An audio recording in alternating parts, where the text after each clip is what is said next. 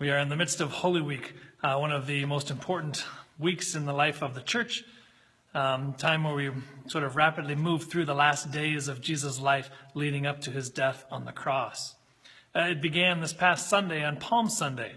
Here at St. Peter, we once again had Minnie the donkey, as we have for several years, lead us through our Palm Sunday procession. And while the donkey did that, we had the kids who led us in praise and singing our Hosannas, our joyous Hosannas, praising our King riding into Jerusalem. Just as they did back on that time where Jesus rode into Jerusalem on the donkey, singing Hosannas. Save us, they were saying. They were right. He was their king riding into Jerusalem to save them, just not the way that they particularly thought he was going to save them. Which then leads us up into Holy Week here this Thursday. We'll gather at 6:30, which is Maundy Thursday, taken from the word mandate. Jesus said, "I give you a new commandment, love one another as I have loved you." When he gathered for the last time, for the Last Supper, in an upper room with the 12 disciples, he gave them this new commandment.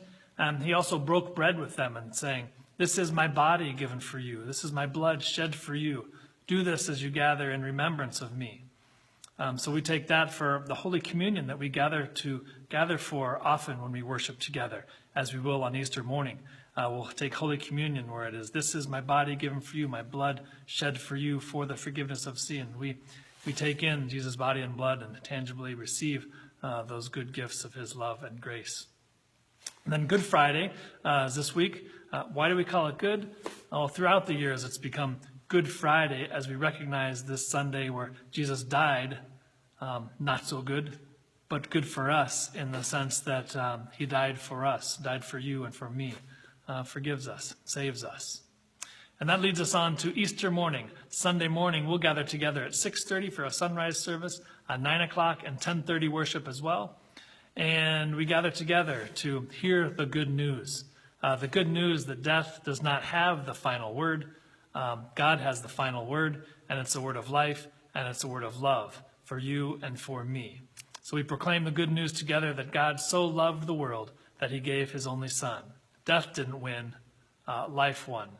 We recognize that in the resurrection that we celebrate this coming Sunday.